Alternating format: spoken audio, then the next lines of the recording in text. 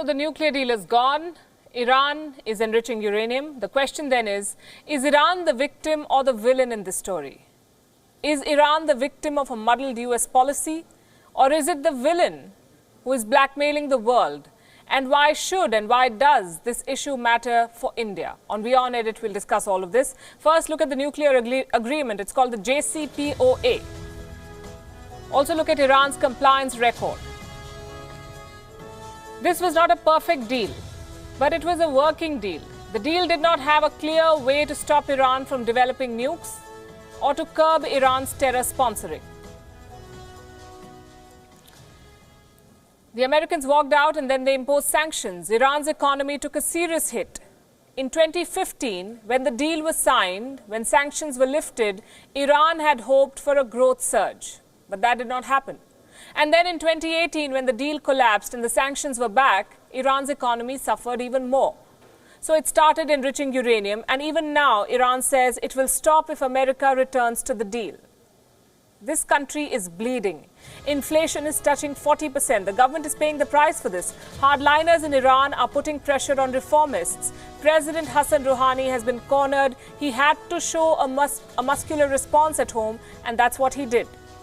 Iran, remember, is an oil-producing country. Oil is their most profitable commodity, and they've been barred from selling this oil. At a time when Iran desperately needs the money, it cannot sell its most profitable commodity. It's a textbook case of being pushed to the wall. Plus, Donald Trump remains evasive. He doesn't even spell out what exactly he wants from Iran. What will it take to lift these sanctions? And this should bother everyone, because if Iran revives its nuclear ambitions, it is bad news for the whole world. In any case, American sanctions on Iran are hurting other countries as well. And case in point is India, Iran's traditional oil buyer, an old strategic and cultural ally of Iran. America's actions impact India in many ways. First, the Chabahar port. Very important. It's crucial for India's strategic interests. The Chabahar port brings India, Afghanistan and Iran together. India has invested a lot of money on the Chabahar Special Economic Zone and the Hajigat iron and steel mining projects. If Iran's economy deteriorates, it will hurt India's investments, both strategic and monetary. Aspect number 2, oil prices. India, remember, has diversified its oil sources. It's buying from many countries now, so there have been no supply disruptions. But if sanctions on Iran continue, oil prices might go up. And for a country like India that imports more than 80% of its oil, this can only be bad news. Aspect number 3, impact on Iran-India ties. Yes, there are no permanent friends or foes in global politics, and foreign policy is the realm of the possible. But India and Iran share historical ties. Delhi is risking all this because of Washington. India took a 6-month grace period after US sanctions, and since May this year, May 2019, India has not bought oil from Iran. Same with China.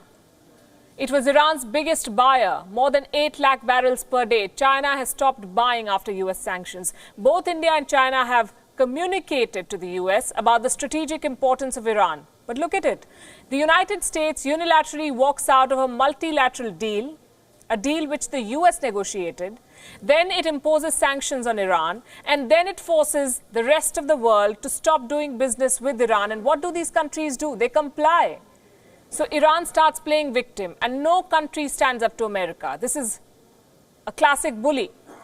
Neither the P5, nor Germany, nor India, nor China, nobody wants to take a stand. So who's the victim and who's the villain in this game? The primary victims are the people of Iran. The secondary victims are developing countries like India and China. The tertiary victim is regional peace. Who's the villain? An oppressive regime in Iran which wants to use this to blackmail the world, and a president in Washington who views the world through the tinted glass of tariffs and sanctions, both we say.